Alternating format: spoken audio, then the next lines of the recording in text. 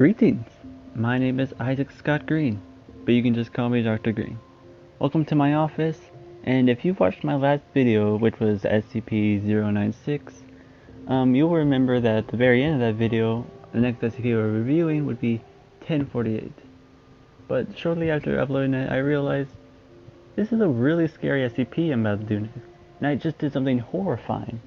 So maybe I should get you guys a break by doing something wholesome, which is why the SCP we're reviewing today is SCP-131, Object Class Safe.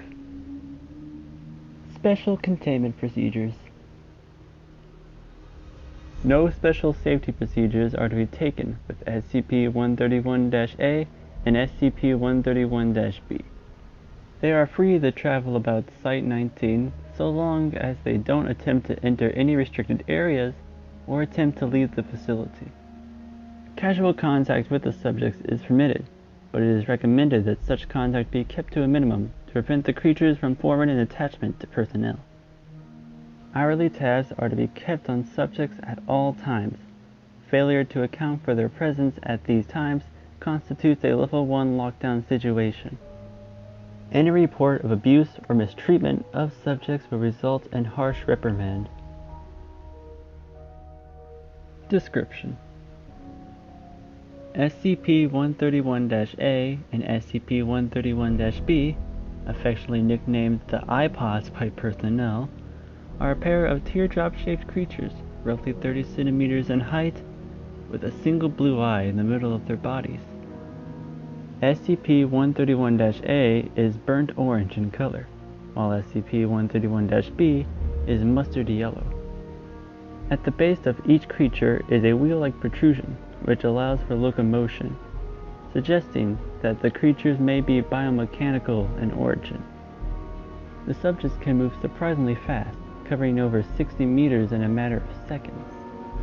The subjects, however, lack a braking system, which has led to some rather spectacular, if not overly amusing, mishaps involving the creatures. The subjects have also shown the ability to climb sheer surfaces, and have gotten lost in the air vents on more than one occasion. The subjects seem to have the intelligence of common house cats and are insatiably curious. Most of the time, they simply roll around the facility, observing personnel at work and catching peeks at other safe-class SCPs. The subjects seem to be able to communicate with each other by an untranslatable high-pitched babbling. The subjects have never been observed to blink, even in laboratories when the subjects have been videotaped for over 18 consecutive hours. The subjects seem to respond well to any affection given to them, and will quickly bond to the giver of said affection, much in the same way a puppy bonds with a human being. They will follow anyone or anything they've made a bond with anywhere, even into normally restricted areas. Although curious, the subjects can sense danger in their general vicinity, and if the object of their bond begins to approach something they register as dangerous, they will swarm around their bonded companion's feet while babbling in a panicked tone, as if to warn them.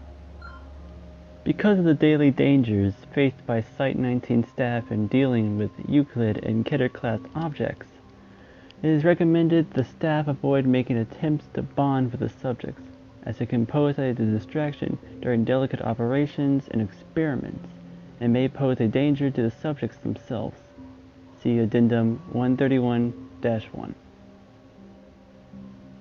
If the subjects are ignored by their bonded targets long enough, they will eventually lose interest and return to their normal activities.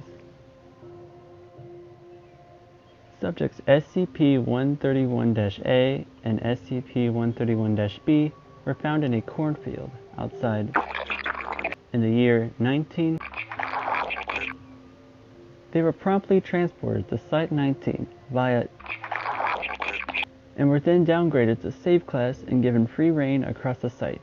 Once it became clear they were not broadcasting what they saw to any hostile foreign powers. Addendum 131-1. During an incident that took place on the subjects followed one of the cleaning staff on a routine cleaning of the container of SCP-173. After their normal attempts to warn the cleaner of the danger were ignored, creatures rushed into the container in front of him and the other two personnel on duty. Once inside, the staff members observed the subject sitting in front of SCP-173 and watching it intently, as if aware that it could only move if unobserved. The cleaners ignored the presence of the subjects and continued with the bi-weekly cleaning as per standard procedures.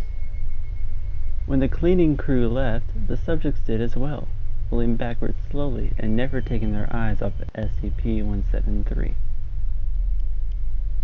Current applications of SCP-131-A and SCP-131-B as wardens for SCP-173, and perhaps other SCPs which require constant observation, such as SCP-689, are being considered.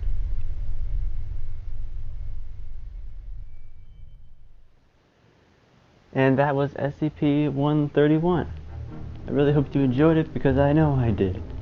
They are so cute. They're adorable. I really wish I could bond with one, but sadly I'm at Site 81, and they're at Site 19. It really does suck sometimes to be at this kind of site. There's not a lot of popular ones here. But hey, at least I'm close to the homes. Anyway, the next SCP we'll be reviewing is SCP-011. I'm not kidding this time. I am reviewing the SCP I said I am. Alright. This has been Dr. Green, signing out. Goodbye.